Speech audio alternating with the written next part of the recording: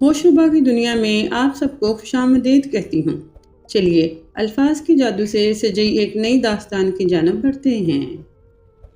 वो दुल्हन बनी उसके कमरे में सर झुकाए बैठी उसका इंतज़ार कर रही थी। वो मुस्कुराते उसके करीब आया और उसका दुपट्टा उतार कर सोफे पर फेंका और उसकी पेशानी पर लब रखे तो आरिश ने आंखें बंद कर लीं। फिर उसने उसके कमर के गिर्द हाथ बांधे, एसार तंग किया। फिर अचानक आहद आम मर्दों से मुख्तलिफ था। मर्दों की तरह मुझे ये नहीं कहा करता था कि मेरी माँ के आगे ज़ुबान मत चलाना, उनके हुक्म के आगे सर झुकाना, मेरी बहनों की खिदमत करना, जब वो ससुराल आएँ तो उनके लिए खाने पकाना, उनको शिकायत का मौका ना देना, ये सब नहीं कहा था उसने। उसने तो बस अपनी और मेरी बात की थी।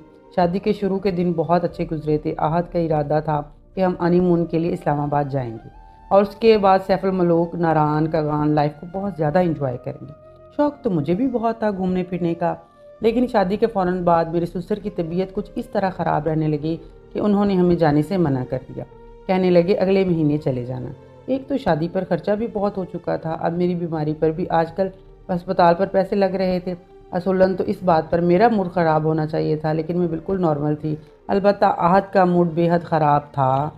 उसका मूड सख्त ख़राब था। वो कहने लगा कि शादी के 1 महीने के बाद भला कौन जाता है हनीमून पर।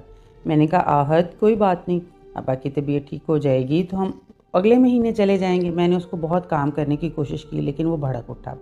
मैंने उसे फिर प्यार से समझाने की कोशिश की, लेकिन उसको तो बस एक ही काम आता था, मुझसे मोहब्बत भरी बातें करना। खैर मुझे ये सब अच्छा लगता था, लेकिन 1 महीने बाद जब मेरे ससुर की तबीयत कुछ बेहतर हुई तो हमारा इस्लामाबाद जाने का प्रोग्राम बना।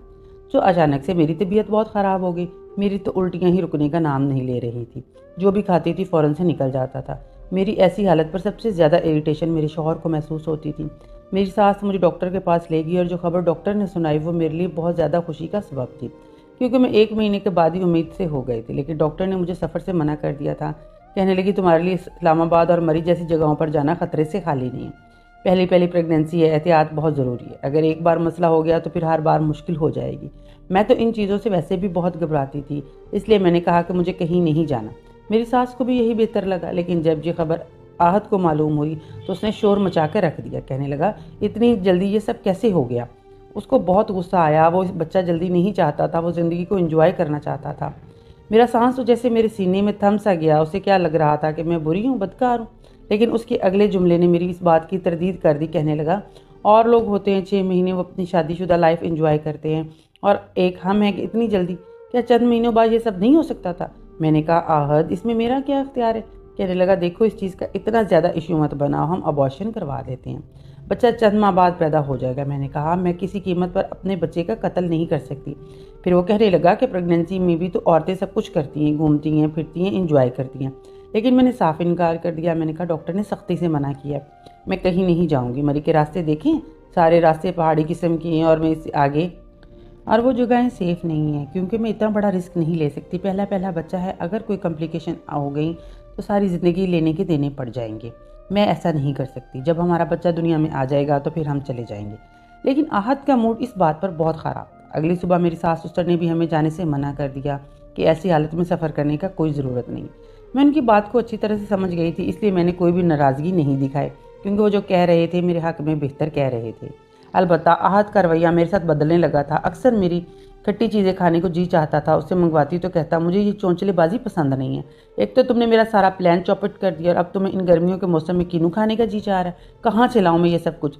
लेकिन बात मेरी बस में नहीं थी, कुछ भी हजम नहीं होता था। जिस चीज़ का मेरा जी चाहता था वो मुझे आहद ला कर ही नहीं देते थे। एक बार मैंने उसे अपने लिए गोलगप्पे मंगवा लिए, लेकिन वो नहीं लेकर आए। मेरा दिल इतना बुरा हुआ कि मैं रोने लग गई। मैं नहीं जानती थी कि मेरा दिल क्यों इतनी शिद्दत से गोलगप्पे खाने को कर रहा था। शायद ये वक्त सब पर आता है कि औरत अपने इख्तियार में नहीं होती। इतना रोई कि पूरी रात मेरी रो रो कर गुजर गई थी। अगली रोज़ मेरी सूजी हुई आंखें देखकर मेरी सास और ससुर ने पूछा। मजबूरन मैंने अपनी सास को बता दिया। वो कहने लगी ये क्या बात हुई, क्यों इसने तुम्हारी ख्वाहिश की चीज़ ला कर दी। इस हालत में तो औरत को खुश रखना चाहिए। अगले रोज़ मेरी सास ने मुझे पेट भरकर गोलगप्पे खिलाए। अक्सर ऐसा होता कि रात के वक्त मेरा जी मतलाने लगता। आहत जैसे ही मेरे करीब आते मुझे अबकाइयाँ सी आने लगती। ऐसे मौके पर आहत को मेरी हालत समझनी चाहिए थी। वो इस बात पर चिढ़ने लगते थे। उनको अपने बच्चे की आने की ज़रा भी खुशी नहीं थी और मैं बहुत परेशान थी कि ये ऐसा क्यों हो रहा है, वो ऐसे क्यों कर रहा है। इस बात पर चिढ़ने लगता और मैं अपने मुंह पर हाथ रखकर फ़ौरन वॉशरूम में भागती। मुझे उल्टी होती तो सबसे बेजार शक्ल वॉशरूम से बाहर आकर मुझे असद की देखनी पड़ती थी। बिल्कुल बेहाल होकर बेड पर बैठ जाती। प्लीज़ मुझे एक गिलास पानी दे दो। बजाय मेरा एहसास करने के वो कहता मेरा दिमाग ख़राब मत करो, सारे मूड का तुमने सत्यानाश कर दिया। जब देखो तुम्हें बस एक ही काम है। ये कहकर वो अपना लहाफ ओढ़कर सो गया। मैं बुरी तरह हाँप रही थी। एक तो शादी के फ़ौरन बाद घर की जिम्मेदारी और फिर इतनी जल्दी प्रेगनेंसी। मेरी ज़िंदगी भी तो यकसर बदल चुकी थी। एक महीने में क्या से क्या हो गई थी और ये सब कुछ मेरे लिए पहली बार था। मैंने अपने बहते हुए आंसू साफ किए, बड़ी मुश्किल से उठकर किचन में चली गई। फ्रिज में से ठंडा पानी निकाला, घूंट घूंट पीने लगी। जैसे ही 4 महीने हुए मेरा वजूद कुछ जाहिर होने लगा। जब भी मैं आहद को बोलती कि मेरे साथ डॉक्टर के पास चलो, मुझे चेकअप करवाना है, तो अब मुझसे चिढ़ने लगते, कहने लगते इस हालत में जहर लग रही हो तुम, मुझे ऐसे ही तुम्हें बाहर ले के जाऊँगा तो लोग ना जाने किन किन नज़रों से देखेंगे। ऐसा करो अम्मी के साथ चले जाओ। अपने बटुओं में से चंद हज़ार निकाल कर वो मेरे हाथ में रख देता। मैं उसे मनाने की बहुत कोशिश करती कि इसमें मेरा क्या कसूर है, तुम मेरे साथ ऐसा रवैया क्यों कर रहे हो। अब यूं ही वक्त गुजरने लगा। 9 माह मैंने बड़ी तकलीफ से गुजारे, क्योंकि 9 माह में एक दिन भी ऐसा नहीं था जिस दिन मुझे उल्टी ना आई हो। लेकिन मेरे सब्र का फल मेरे रब ने मुझे बहुत खूबसूरत दिया। मैंने एक बेटे को जन्म दिया। जिस दिन आहद के चेहरे की मुस्कुराहट ही नहीं ख़त्म हो रही थी, सबसे पहले उसने अपने बेटे को बाहों में भरा था, प्यार किया था। ज़ाहिर है औलाद औलाद ही होती है। सब लोग बहुत खुश थे, मेरी नंद, सास, ससुर और ख़ास तौर पर आहद। मेरा बेटा सी सेक्शन से हुआ था, इसलिए मुझे चलने फिरने के लिए बेहद तकलीफ़ होती थी। पूरा दिन तो मेरी सास और नंदे और घर की मुलाजमा मेरा ख्याल रख लेती थी, लेकिन अगर रात को मुझे वॉशरूम जाना पड़ता तो आहद मेरा हाथ तक नहीं पकड़ता था। कहता था प्लीज़ मैं ये सब नहीं कर सकता। मैं बड़ी मुश्किल से बैठती थी, उठती थी, दीवारें पकड़ पकड़ कर सहारा लेते हुए वॉशरूम जाती थी। फिर ये भी खौफ होता था कि कहीं गिर गई तो मुसीबत आ जाएगी। अभी मैं बहुत मुश्किल से तकलीफ़ को सहते हुए वॉशरूम से बाहर आकर बेड पर बैठती थी। जब मैं बेड पर बैठी तो मेरा दिल बुरी तरह से घबरा रहा था और मैं पसीने से शराबूर थी। मेरा सांस से नहीं मिल रहा था। बुरी तरह से हाँप रही थी कि मेरा बेटा आहिल रोने लगा। शायद उसे भूख लग गई थी। आहिद इसी वक्त शदीद नींद में गया था, लेकिन आहिल की रोने की आवाज़ सुनकर बजाय उसे पकड़ने के मुझे कहने लगा आरिश प्लीज़ इसे चुप करवाओ और सुबह मुझे ऑफिस भी जाना है। मैंने कहा थोड़ी देर के लिए इसे पकड़ लो, देख नहीं रहे मेरी क्या हालत होगी। कहने लगा बस भी करो, ये बच्चे संभालना मेरे इख्तियार की बात नहीं है, मैं ये सब नहीं कर सकता। पकड़ो भाई, इसी अजीब मुसीबत है, रात को सोना भी नसीब नहीं होता। ये कहकर उसने अपना तकिया और लिफाफा उठाया और कमरे से बाहर चला गया। आहिल रोए जा रहा था और मेरी ये हालत थी कि मैं बैठने से भी कासर थी। बड़ी मुश्किल से मैंने अपने पाँव बेड पर टिकाए और बहती आंसुओं के साथ मैंने अपने बच्चे को पकड़ा था। उसे सीना से लगाकर मैं फूट फूट कर रोने लगी थी कि क्या ये होती है मर्द की मोहब्बत, या इसकी औलाद थी जिसे 9 माह मैंने अपने वजूद का हिस्सा बनाया था, एक मौत के मरहले से गुजर कर उसे बाप का दर्जा दिया था। क्या इसका इतना भी फ़र्ज़ नहीं था कि वो मेरी हालत के पेश नज़र ही मुझ पर रहम खा लेता। 40 दिन मैंने कैसे गुजारे ये मैं ही जानती थी। बेशक मेरी सास बहुत अच्छी थी, लेकिन 10 दिन बाद तो उन्होंने भी मुझसे कह दिया था कि थोड़ा सा तुम भी किचन चली जाया करो, आहद को तुम्हारे हाथ के नाश्ते की आदत है, मैं नाश्ता बना कर देती हूँ तो 100 नुक्स निकालता है। जैसे ही मैंने 40 दिन बाद नहाया, नमाज शुरू की, आहद का सब्र भी शायद जवाब दे गया था। ना उसे मेरा एहसास था, ना ही छोटे बच्चे का। सारा दिन आहिल के पेट में दर्द था, वो बार बार सोया व उठ कर रोने लगता था। बड़ी मुश्किल से मैंने उसे रात को सुलाया था। रात के 2 बजे मुझे आहिल के सुलाने के बाद आंख लग गई थी। मैं खुद भी नींद से बेहाल हो चुकी थी। जैसे ही आहिल गहरी नींद में गया, मैं सोने के लिए लेट गई। जैसे ही मैं नींद की वादी में उतरने लगी तो आहद मेरे करीब आ गया। मेरी आंखें नींद से चूर थी। मैंने कहा प्लीज़ आहद मुझे सोने दो। कहने लगा बको मत, 1 महीने से बस तुम्हारी शक्ल देख रहा हूँ, खबरदार जो आज मुझे ज़रा भी नखरा दिखाने की कोशिश की। और रात मेरी आहद की नज़र हो चुकी थी, लेकिन मुझे सोए हुए बस 1 ही घंटा गुजरा था कि आहिल उठकर रोने लगा। उसकी आवाज़ सुनकर मुझे उठना पड़ा। मेरा जी चाहा कह दूं कि सारी कुर्बानियाँ औरत के लिए ही होती हैं। 6 बजे आहिल का रोना शुरू हुआ और सुबह 9 बजे तक जारी रहा। उसे गोद में लेकर कमरे के चक्कर लगाती रही, तब जाकर वो सोया और मेरी ये हालत थी कि मैं चकरा कर गिर जाऊंगी। आहिल को बेड पर लिटाकर मैं कमरे से बाहर निकल गई, क्योंकि सास ने भी रात को कह दिया था कि अब कल से घर से तुम संभालोगी। सास ससुर को नाश्ता बना कर दिया। फिर आहद के ऑफिस की तैयारी करने लगी। पूरा दिन मेरा घर चक्कर बनकर गुजरने लगा। रात को आहिल सोता तो आहद अपनी बेताबियों के साथ जाग उठता। कई बार मैं उनसे कह चुकी थी कि मेरा ऑपरेशन हुआ है, आहद कुछ तो मेरा भी एहसास कर, लेकिन मर्द को शायद इन बातों से कोई सरोकार नहीं होता। वह मुझसे कहने लगा कि फिर मेरा ख्याल कौन रखेगा, कसम से बड़ी जालिम हो तुम, इतना चाहने वाला शौहर है तुम्हारा और एक तुम हो, उसकी मोहब्बत का जवाब मोहब्बत की देने की बजाय नखरे दिखाती हो। मैं सब सुनकर चुप हो जाती थी। रात दिन की जिम्मेदारियां संभालते संभालते मैं थक चुकी थी। अब तो मेरे चेहरे की रौनक भी मार पड़ने लगी थी। रात भर आहिल मुझे जगाए रखता, दिन भर सोता रहता। दिन भर मुझे घर के कामों से फुर्सत नहीं मिलती थी। मेरी आंखों के गिर्द गहरे हल्के होने लगे थे। इस पर आहद मुझे 100 बातें पर ताने देने लगते थे कि बहुत बुरा भला कहते थे और कहते थे कि तुमने एक ही बच्चे में इतना वेट गेन कर लिया है, कमन यार थोड़ा कम खाया करो। तुम्हें पता है ना मुझे मोटी लड़कियों से सख्त चिढ़ है, प्लीज़ खुद को मेंटेन रखा करो। आहद ने न जाने कितना चिड़ापन आ गया था, वो बहुत चिड़चिड़ा सा होने लगा था। हालांकि घर की बच्चे की जिम्मेदारी के बावजूद भी मैं आहद के आने से पहले ज़रूर तैयार होती थी, लेकिन आजकल उसे मुझ में बस ऐब ही ऐब नज़र आने लगे थे। 1 साल बीत गया, आहिल अब चलने लगा, लेकिन आहद को रवैया एक सिरे बदल चुका था। अक्सर ऑफिस से आते ही खाना खाकर दोस्तों में जा रहा हूँ, देर से आऊँगा कहकर चला जाता। मैं कई बार आहद से कह चुकी थी कि मुझे और आहिल को भी घुमाने के लिए ले जाया करो, लेकिन वो मिलता ही कहाँ था हमें, उसके पास टाइम ही कहाँ होता था। वो कहता था मैं आजकल बहुत बिजी हूँ, ऑफिस के कामों से फुर्सत नहीं मिलती, तुम अम्मी अब्बू के साथ चली जाया करो। ये कहकर वो तैयार श्यार होकर दोस्तों में चला जाता था। रात को देर से घर आता था, कभी कभी तो रात के 2 बजे तक मैं उसका इंतज़ार करती रहती थी। लेकिन एक बार जब वो घर आया तो उसकी आंखें मुझे नशे से चूर लग रही थी। गाने गुनगुनाता हुआ घर में दाखिल हुआ था। उस वक्त मैं बहुत गुस्से में थी। वो मुस्कुराते हुए मेरे गाल पर चुटकी काट कर कहने लगा, हाय स्वीट हार्ट, कैसी हो जाने मन। ये कहकर कमरे की तरफ जाने लगा। मैंने घर का मेन गेट बंद किया, कमरे में आते ही दरवाज़ा बंद किया। आहद से कहने लगी कि आपने कहा था कि हमें टाइम देंगे, लेकिन ये क्या वक्त लगा रखा है, रोज़ 2 बजे आते हैं। ऐसा कौन से दोस्त हैं आपके जो रात भर आवारागर्दी करते रहते हैं? क्या उनकी बीवियाँ उनसे नहीं पूछती?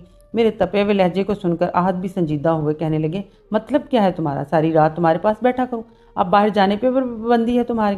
मैंने कहा कि आहद हर चीज़ एक हद तक होती है, सिर्फ दोस्त ही आपकी ज़िंदगी में रह गए हैं। वक्त गुजरने लगा, मेरा भी दिल चाहता है आप मुझसे बातें किया करें। मेरी बात सुनकर वो कहने लगा, तुम्हारे पास वक्त ही कहाँ है मेरे लिए, जब देखो आहिल आहिल आहिल करती रहती हो। तो आहद की बात सुनकर हैरान रह गई। उसने कहा कि आप अपने बच्चे से जेलिस हो रहे हैं। वो कहने लगा, ओ शट अप, मुझे क्यों अपने बच्चे से जेलसी होगी? मैंने उसको इतनी ज़ोर से शट अप कहते हुए देखा तो मैं डर गई थी। मैं खौफजदा हो गई थी कि अब मुझे क्या करना चाहिए, लेकिन मुझसे ये बर्दाश्त नहीं हो रहा था कि वो मुझे और मेरे बेटे आहिल को अवॉइड करता। उसने मुझे ये कहा कि मसरूफियत बढ़ गई है, ऑफिस से थका आता हूँ, मुझे रिलैक्स चाहिए होता है, इसलिए अपने दोस्तों के साथ जाकर बैठ जाता हूँ। अब तुमसे ये भी बर्दाश्त नहीं है कि ये कह के वो अपने कपड़े तब्दील करके सो गया। अगले ही रोज़ जब मैं उसके कपड़े धोने लगी तो उसकी उसी शर्ट की पिछली जानब लिपस्टिक का निशान देखकर मेरे होश उबड़े थे। मैंने वो शर्ट वैसे ही रहने दी। पूरा दिन मेरा दिमाग गुस्से के मारे खोलता रहा। मुझे याद आने लगा कि अब आहद ने अपने मोबाइल पर पासवर्ड लगा कर रखा है, पहले कभी नहीं लगाया था। अब वो अक्सर कमरे में बैठे फ़ोन पर हंस हंस कर बातें कर रहा होता था। जब मैं कमरे में आहिल को सुलाने के लिए आती तो फ़ौरन से फ़ोन बंद कर देता था। कहता था बाद में तुमसे बात करूँगा। जब मैं पूछती किसका फ़ोन है तो हड़बड़ा सा जाता था, कहता था दोस्त का फ़ोन है, फिर बात को बदल देता था। रात को जब आहिल सो गया खाने खाने के दौरान मुझे आहद ने बताया कि वो ऑफिस से वापस आया है तो उसको बहुत थकावट हो गई है, उसके लिए चाय बना दो और थोड़ी देर में मैं दोस्तों में जाऊंगा, रात को देर से आऊँगा। मैंने कहा आज आप कहीं नहीं जाएंगे। वो कहने लगा तुम्हारा फिर वही रोज़ का तमाशा शुरू हो गया। वो गुस्से से मुझसे कुछ कहने लगे थे। मैंने अलमारी से उसकी शर्ट निकाली और उसके ऊपर फेंक दी। मेरी इस हरकत पर वो कहने लगा, क्या बदतमीज़ी कर रही हो तुम मेरे साथ, ये क्या हरकत है? शर्ट इसके मुंह पर जाकर लगी थी और फिर ज़मीन पर गिर गई। वो गुस्से से मुझे देख रहा था। मैंने वो शर्ट पकड़ी और लिपस्टिक का निशान उसे दिखाया। जैसे ही उसकी नज़र लिपस्टिक के निशान पर पड़ी उसकी रंगत उड़ी थी। मैंने कहा तो ये है वो दोस्त जिससे तुम रोज़ मिलने जाते हैं? आहद कौन है ये लड़की? वो मुझसे नज़रें चुराने लगा। मेरा लहजा इतना बुलंद हुआ। मैंने कहा मैं आपसे पूछ रही हूँ कौन है ये लड़की जो आपको इस हद तक करीब है? मेरी आवाज़ में ना चाहते हुए भी नमी सी उतर आई थी। मेरी आंखों से आंसू बहने लगे थे। मैं क्या कहने लगी थी और क्या हो गया? मैंने कहा मुझ में क्या कमी थी, मेरी मोहब्बत में या मेरी वफा में, जिसका आपने मुझे ये सिला दिया? मेरी बात पर वो तंजिया मुस्कुराया, कहने लगा मोहब्बत? फिर मेरे पास आकर कहने लगा कौन सी मोहब्बत की है तुमने मुझसे? अपने पास तो तुम आने नहीं देती थी। शादी के 1 माह बाद तुम्हें बच्चा पैदा करने का शौक़ हो गया था। मैंने उसी वक्त भी तुमसे कहा था कि हम लाइफ एंजॉय करनी है, हमें खामोशी से अबॉर्शन करवा लेते हैं, किसी को कुछ पता नहीं चलेगा। बच्चे का क्या है, 2 या 3 माह में फिर हो जाएगा। लेकिन तुम नहीं मानी। तुम पर तो दीन उतरा हुआ था, बच्चा ज़ाया करना गुनाह है। तुम ये गुनाह किसी कीमत पर नहीं करोगी। अगर तुम्हें मुझसे मोहब्बत होती ना तो तुम मेरी बात मानती, हम इस्लामाबाद मरी जाते, अपनी लाइफ को एंजॉय करते। मेरी औलाद थी ना, लेकिन तुम्हें मेरी बीवी बनने से ज़्यादा माँ बनने का शौक़ था। फिर वो मुझे बाजू से पकड़कर आईने के सामने लेकर कहने लगा खुद का देखो हुलिया क्या है तुम्हारा, कपड़ों से खुशबू के बजाय किचन के मसालों की बू आती है। रात को तुम्हारे पास आऊँ तो तुम्हें आहिल के उठ जाने की फ़िक्र सताने लगती है। सुबह जल्दी उठकर अम्मा अब्बा को नाश्ते देने की फ़िक्र सताती है। सबकी फ़िक्र है तुम्हें, बस मेरी ही परवाह नहीं। और अगर मैं थोड़ी सी दिल लगी करने लगा तो आज तुम सवाल जवाब कर रही हो। मैं तो आहद की बात सुनकर जितना हैरान होती उतना ही काम था। मैंने कहा ये घर किसका है? मैं किसके घर को संभाल रही हूँ? किसके माँ बाप को सुबह नाश्ता देने की फ़िक्र सताती रहती है? किसकी औलाद को पैदा करने और पालने की खातिर मेरा ये हाल हो चुका है। मेरे चेहरे की रौनक ख़त्म हो चुकी है, मेरी आंखों के गिर्द हल्के पड़ चुके हैं। मैं रोने लगी, मुझ पर हिजानी सी कैफियत तारी हो गई। मैंने उसका गिरेबान पकड़कर बुरी तरह से झंझोड़ के रख दिया, यहाँ तक कि उसकी शर्ट के बटन भी टूट गए थे। मैंने कहा, इस घर में क्या हैसियत रखती हूँ मैं? मुलाजमा हो तुम्हारी या तुम्हारे माँ बाप की या तुम्हारी बहनों की? जब वो आती हैं तो मैं पूरे टेबल सजा देती हूँ। आहल मेरा बेटा, क्या तुम्हारा कुछ नहीं लगता? मैंने कहा, तुम्हारी बीवी हूँ, तुम्हारा घर संभाल रही हूँ, तुम्हारे बच्चे को पाल रही हूँ, तुम होते कौन हो मेरे साथ बेवफाई करने वाले? मुझे बहुत गुस्सा आया हुआ था, मेरे मुंह में जो आया मैं बोली गई। मैंने किसी चीज़ का लिहाज नहीं किया और मैंने उसको ये भी कहा कि मैं तुम्हारा घर संभाल रही हूँ, तुम्हारी नुकरानी नहीं हूँ, तुम्हारे बच्चे पाल रही हूँ, मैं कोई उसकी आया नहीं हूँ। मेरे साथ बेवफाई करने वाले तुम कौन हो? आहद, मैं उन औरतों में से हरगिज़ नहीं हूँ जो मर्द की इस किस्म की अय्याशी के साथ कंप्रोमाइज़ करती हैं, उनके साथ रहकर अपनी ज़िंदगी की गाड़ी चला सके। मेरा ये कहना था कि उसने अपने गिरेबान मेरे हाथ से छुड़वा कर मुझे पीछे धकेल दिया। कहने लगा, ठीक है, जाओ, दफ़ा हो जाओ यहाँ से, निकलो मेरे घर से बाहर। तुम्हें अगर यहाँ नहीं रहना तो ऐसे ही गुजारा करना होगा मेरी इसी अय्याशी के साथ, क्योंकि मैं अब आमना को कभी नहीं छोड़ सकता। तो आहद की बात सुनकर चकरा कर रह गई थी। मैंने कहा, ठीक है। मैंने अलमारी में से अपने कपड़े निकाले, बेड के नीचे रखे बैग में अपने कपड़े डालना शुरू कर दिए। ये देखकर आहद बड़े गुस्से से मेरे पास आया, मुझे बाजू से पकड़कर कहने लगा, सोच समझ कर इस घर से कदम बाहर निकालना, अगर तुम गई तो तुम्हारी जगह आमना ले लेगी, मैं उससे शादी कर लूँगा। ये सुनकर मैं तो अगला सांस लेना ही भूल गई। ये कहकर वो कमरे से बाहर निकल गया। मेरे शोर शराबे से आहिल उठ गया था, अब वो रोए जा रहा था, लेकिन मैंने उसे चुप नहीं करवाया। मैं खुद भी फूट फूट कर रोने लगी। मैं रोए जा रही थी। मेरे रोने की आवाज़ सुनकर मेरी सास कमरे में आ गई। कहने लगी, क्या हुआ तुम्हें, क्यों रो रही हो बेटा? और आहिल को देखो, वो रो रो के हलकान हो रहा है, क्यों इसे नहीं पकड़ रही हो? मैंने कहा, आपके बेटे ने मेरी ज़िंदगी बर्बाद कर दी है, बिगाड़ दा सब कुछ उसने मेरा। आपके बेटे ने मेरी ज़िंदगी को एक खेल तमाशा बना के रख दिया। मैंने उसका, वो मुझसे पूछने लगी, तुम्हें क्या हुआ, क्या किया है आहद ने? मैंने कहा, मेरे होते हुए दूसरी औरतों के पास जाता है। ये सुनना था कि मेरी सास को भी गुस्सा आ गया।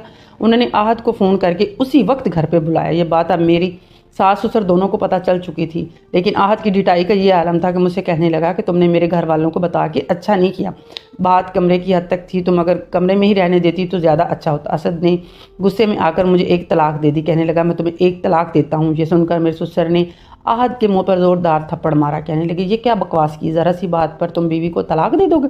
खबरदार, जो एक लफ्ज़ भी मुंह से निकाला तुमने। लेकिन मुझे लगा कि मेरा सब कुछ टूट के और बिखर गया। मैं फ़ौरन उसी हालत में घर से बाहर निकल गई। ना मेरे सर पर दुपट्टा था, ना मेरे हाथ में कोई सामान था, और ना ही आहिल को उठाया मैंने। रोते हुए तेज़ी से तेज़ सड़क की जानब जा रही थी। जैसे ही मैं मेन रोड तक पहुंची, मैंने रिक्शा लिया और अपने घर चली गई। मुझे रात की इस पहर रोते हुए देखकर मेरे माँ बाप परेशान हो गए। मेरे भाई मुझसे पूछने लगा, अपने भाई के साथ लगकर फूट फूट कर रोने लगी। मैंने कहा, मुझे आहद ने तलाक दे दिया। ये खबर मेरे घर वालों पर क़यामत बनकर टूटी थी। बहुत लड़ाई झगड़ा हुआ था मेरे भाई का आहद के साथ। मेरे भाई ने उसको कहा कि मैंने सिर्फ एक तलाक दी है, मगर तुम्हारी बहन ने अपना घर बसाना है तो उससे बोलो शराफत से घर पर आ जाए, वरना 3 महीने बाद दूसरी तलाक भी दे दूंगा। मेरा भाई कहने लगा कि मेरी बहन मुझ पर बोझ नहीं है, जहाँ तुमने एक दी है वहाँ बाकी भी 3 दे दो, लेकिन अब वो तुम्हारे घर नहीं आएगी। हर रोज़ मुझे आहिल की याद आती थी। 1 साल का तो था वो, लेकिन मैंने दिल पर पत्थर रख लिया था, क्योंकि अगर मैं इसे अपने साथ ले आई तो आहद को कभी भी अपनी गलती का एहसास नहीं होता। कोई भी दूसरी औरत किसी का बच्चा नहीं पालती। 15 दिन हुए तो मुझे मेके में बैठे हुए जब मैंने सास और ससुर को आहिल के साथ आते हुए देखा।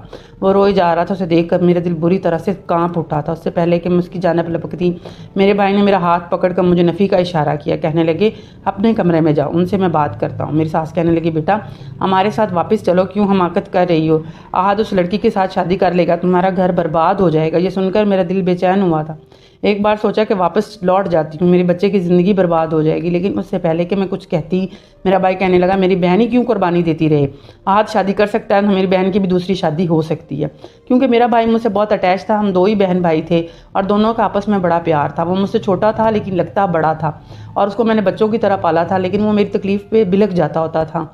अपने बेटे से कहो बाकी की तलाक भी दे दे, मेरी बहन को इसके नाम पर बिठाए नहीं रखूँगा। मेरी सास रोने लगी। कहने लगी, आहिल की ज़िंदगी बर्बाद हो जाएगी। माँ ही औलाद की खातिर कुर्बानी देती है। मर्द तो ऐसे शौक़ पालते ही नहीं, लेकिन वक्त के साथ साथ बाज आ जाते हैं।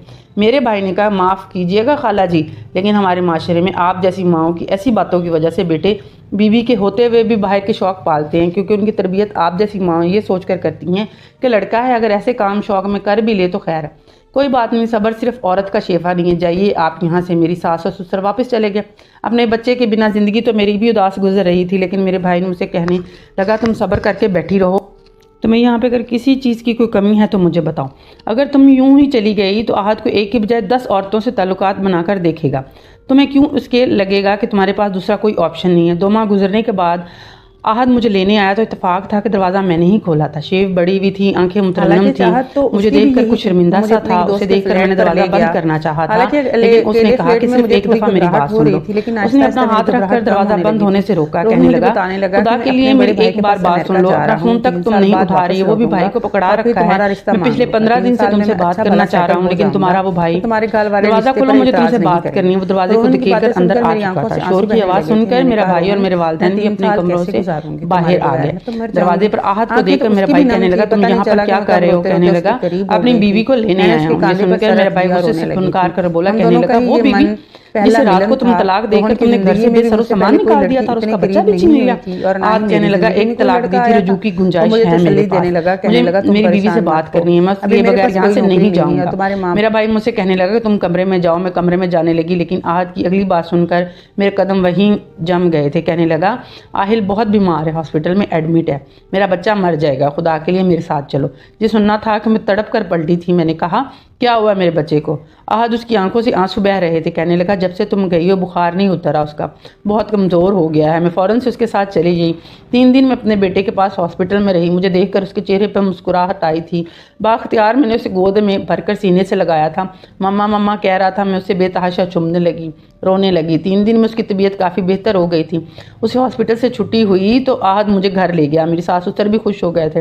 रात को आहिल के सोने के बाद आसद मेरे पास आ गया, मेरे सामने हाथ जोड़कर माफ़ी मांगने लगा। कहने लगा मुझे माफ़ कर दो, मुझे समझ आ गई है कि बीवी बीवी ही होती है। हर दूसरे लड़के से दोस्ती करने वाली लड़कियां कभी भी घर नहीं बसाती, उन्हें सिर्फ पैसा और अय्याशी अजीज़ होती है। मेरा तुमसे वादा है, मैं आइंदा कभी तुम्हारे साथ बेईमानी नहीं करूँगा। मैंने कहा मैं सिर्फ अपने बेटे के लिए वापस आई हूँ, आहद आपके लिए नहीं। मेरी बात सुनकर वो बेचैन सा होने लगा था। मैं जानता हूँ तुम मुझसे बहुत नाराज़ हो, नहीं होना भी चाहिए, लेकिन मुझे हर हाल में तुम्हारे साथ रजू करना है। 3 महीनों में चंद दिन बचे हैं, प्लीज़ इनकार मत करना। पहली तलाक को 3 माह होने वाले थे। आहद को इतनी बात की बेचैनी थी, मैंने उसे इनकार नहीं किया, लेकिन मेरे दिल में उसके लिए वो मोहब्बत नहीं रही थी जो पहले कभी होती थी। वो मेरे पहले से भी ज़्यादा ख्याल रखता था, लेकिन बदले में उसे वो प्यार नहीं दे सकती थी जिसकी वो मुझसे उम्मीद लगाए हुए था। मियाँ बीवी को रिश्ता ऐसा ही होता है, किसी शीशे की मानत। एक बार दरार आ जाए तो कभी पहले जैसी मजबूती नहीं रहती। मेरी खामोशी आहद को खुलने लगी थी। बार बार कहता था तुम पहले जैसी नहीं रही, लेकिन मैं उसे कोई जवाब नहीं देती थी। मर्द क्यों ये समझता है कि वो कुछ भी कर ले बीवी उसे हमेशा माफ़ करेगी, पहले जैसी मोहब्बत देती रहेगी। ऐसा नहीं होता। मैंने उस घर को बसाने की खातिर अपनी नींद, अपना चैन, अपनी खूबसूरती तक को पसे पुश डाल दिया था, और उसने अपनी वफा देने की बजाय एक तलाक दे दी थी मुझे। होश उस वक्त आया जब उस लड़की ने उस सब कुछ छीन लिया था, जब उस लड़की दूसरे लड़के के साथ मोहब्बत की पिंगे बढ़ाते हुए आहद ने उसको देख लिया था। आहद अपने दोस्तों के साथ लंच के लिए एक रेस्टोरेंट में गया था। वहाँ पे आमना ने उसको उसके बॉयफ्रेंड के साथ देख लिया था। आमना उसकी कंपनी में काम करती थी और दोनों में बड़ी अंडरस्टैंडिंग थी, और इस तरह से बात बढ़ते बढ़ते दोस्ती से मोहब्बत तक जा पहुँची। उसको सब कुछ आमना ही नज़र आती थी। आमना की वजह से उसने अपना सारा घर बार तबाह कर दिया था, लेकिन जब उसने उसको देखा तो आमना को फ़ोन किया तो उसने साफ इनकार कर दिया कि वो इस वक्त घर पर मौजूद है। उस बात से उसका दिल टूट गया था और उसको बड़ी शर्मिंदगी थी, तो उसने अपनी बीवी को तलाक क्यों दी है। अब जब लड़की ने उससे शादी से इनकार कर दिया और उसने कहा कि मैं आयरे गहरे से शादी कर लूँ, मैंने तो सिर्फ तुमसे मोहब्बत पैसे की खातिर की थी, और उस वक्त उसकी आंखें खुल गई थी। फिर मुझसे पहली वो मोहब्बत की उम्मीद कैसे कर सकता था? अब वो क्यों रख रहा था? आप बताएं कि ये औरत सब होने के बाद पहले जैसी मोहब्बत कर सकती है?